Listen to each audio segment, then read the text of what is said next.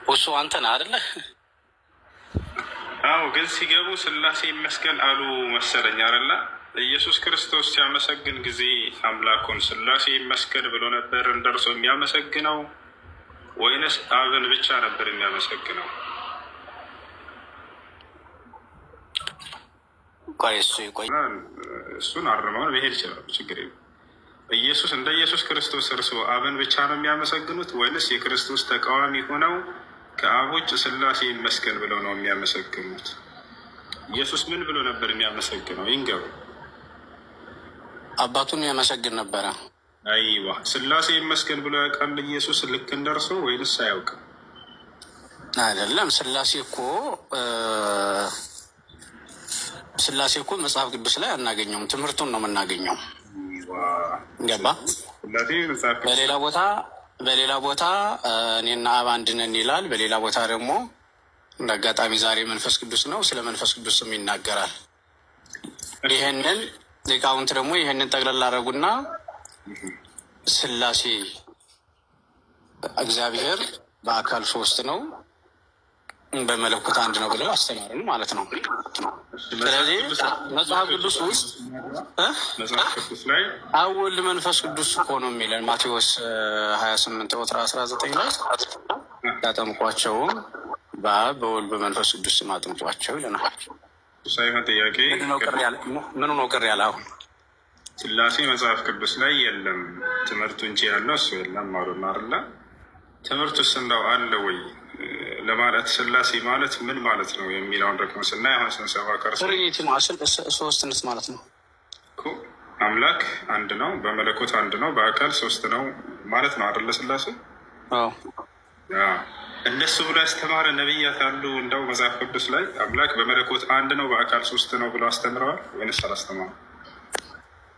የስላሴ አንድነትና ሶስትነት ገና ከስነ ፍጥረት ጀምሮ ተገልጧል። ራሱ ያነሳውን ሀሳብ እሱን ልነግርህ ነበረ እኮ መጀመሪያ ኦሪትንና ቆይ አንተ ብቻ ማውራት ሳይሆን ኦሪትንና አዲስ ኪዳንን ለይተን ማወቅ አለብን አይደለ? እርስዎ የሚፈልጉትን ያው ኦሪትና አዲስ ኪዳንን ለይተን እንወቅ። ለምንድን ነው የምንለያቸው? ይለያላ። ኦሪት ማቆያ ናት። ሁለቱም የአምላክ መልእክት ነው አይደለም? ነው ግን ያ የጨለማ ዘመን ነው። እውነተኛ አምላክ ያልተገለጠበት ዘመን ነው። እግዚአብሔር በነቢያቱ በመልእክተኞች ሕዝቡን የሚያጽናናበት ዘመን ነው። ሲሰደዱ እንደዚህ ጦርነት ችግር ሲገጥማቸው፣ ሌላ ሀገር ሲሄዱ፣ ኃጢአት ሲሰሩ የሚያስተምሯቸው የሚገስጿቸው። አምላክ ሁልጊዜ ፍርዱ እውነት ነው ብለው ያምናሉ ወይንስ አያምኑ? እውነት ነው። በጣም ጥሩ።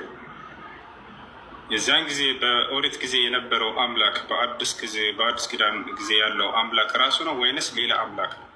እንደሱ ተብሎም አይጠየቅም። ሲጀመር አንድ አምላክ ነው ያለው። አንድ አምላክ ነው ያለው። ስለዚህ የኦሪትም አምላክ የአዲስ ኪዳንም አምላክ ራሱ ኢየሱስ ክርስቶስ እንጂ ሌላ አይደለም አይደለም? ኖ ዝም ብለህ እየፈጠርክ ነው የምታወራው ወንድሜ። እሱ አይደለም። እኔ ስለ ቁርአን መጠየቅ ካለብኝ እናንተን ነው መጠየቅ ያለብኝ። አስተምሯችሁ እንዴት ነው እንጂ አሁን አንተ ካልኩኝ አንቱ ብዬ ልናገር። ችግር የለውም።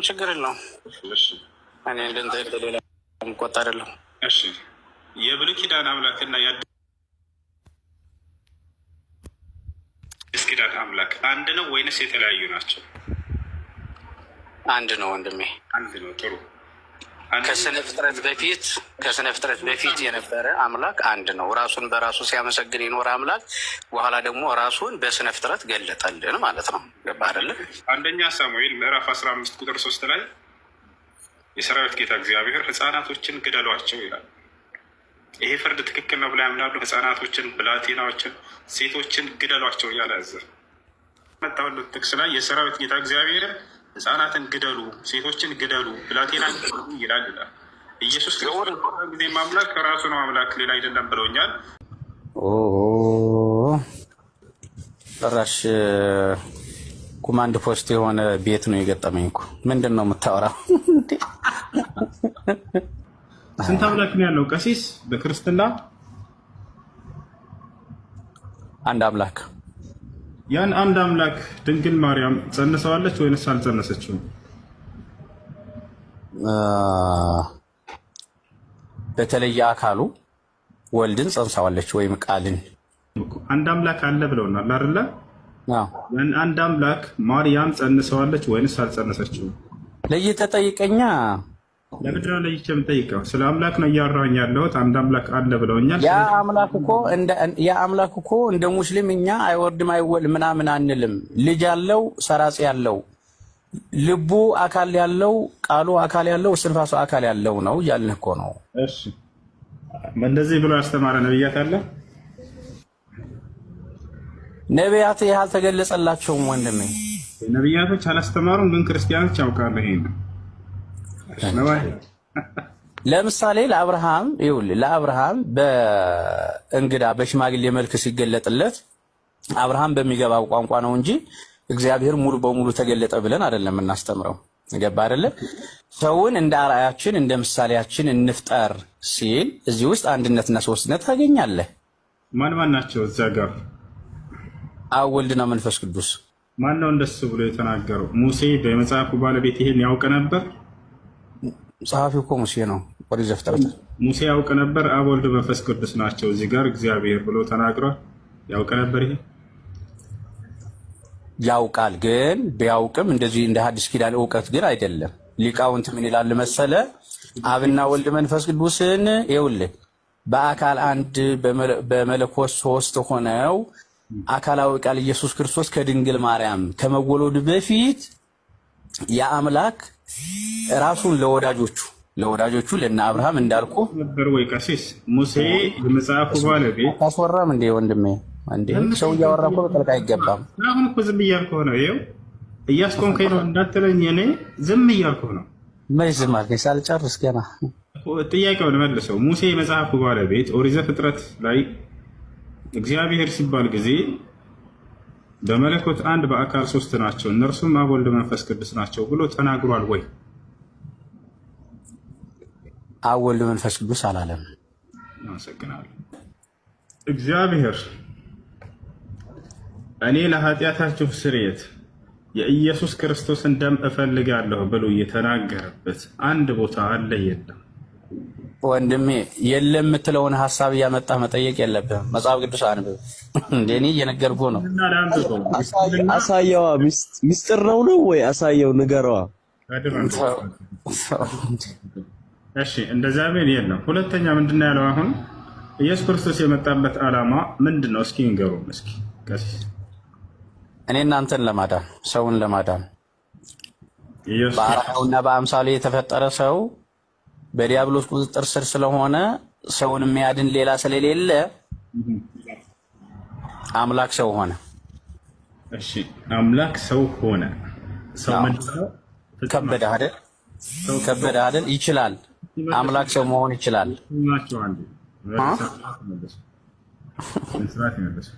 ኢየሱስ ክርስቶስ የመጣው እኛን ለማዳን ነው እያሉ ነው። እንግዲህ ኃጢአት አለብን አይደል? የአዳም ልጆች ነበረብን፣ አሁን የለብንም። በማን በኩል ነበር የነበረብን ኃጢአታችን? በአባታችን አዳም ነው። በአዳምና በሔዋን በአዳምና በሔዋን ምክንያት የመጣውን ኃጢአት ሊያስተሰርይ ነው የመጣው ኢየሱስ ክርስቶስ አይደለም? ያ ማለት ኃጢአት ልክ እንደ ደም እየተቀዳ ይመጣል ማለት ሳይሆን አዳም በሰራው በደል ከገነት እንድንባረር ሆንን ነው። ቅጣት ደረሰብን። እሺ ኢየሱስ ክርስቶስ ስለዚህ ስለ አዳም ኃጢአትና ስለሰራው ኃጢአት ጉዳይ ምናምን ተናግሯል መጽሐፍ ቅዱስ ላይ? እንኳን የእሱን ኃጢአት ሊያስተሰርይ ተውትና አዳምንና የሰራውን ኃጢአት አንስቷል ወይ መጽሐፍ ቅዱስ ላይ? ጭራሽ ኮማንድ ፖስት የሆነ ቤት ነው የገጠመኝ እኮ። ምንድን ነው የምታወራው? የአምላክን ስራ እንዲህ አድርገህ ዝም ብለህ በአንድ ደቂቃ እንዲህ አይነት ድፍረት አለ እንዴ? በጣም ይገርማቸዋል። ኢየሱስ ክርስቶስ የመጣበት ዓላማ የአዳምንና በእርሱ በኩል የመጣውን ኃጢአት ሊያስተሰርይልን ነው ብለው ክርስቲያኖች የእምነታቸው መሰረት ይሄ ነው። ግን ኢየሱስ ክርስቶስ ይህን ጉዳይ አለማወቁ አይደንቅም? አዳም ብሎ ስሙን አላነሳም። አዲስ ኪዳን ላይ የአዳምን ኃጢአትንም አንዲትም ትንፍሽ አላነሳትም። ዝም ብሎ ሄደ። ድምጻችን ተቋርጧል። ቀሲስ ይላል አይሰማም? አሁን ይሰማል። ጥያቄው ገብቶታል አይደለ?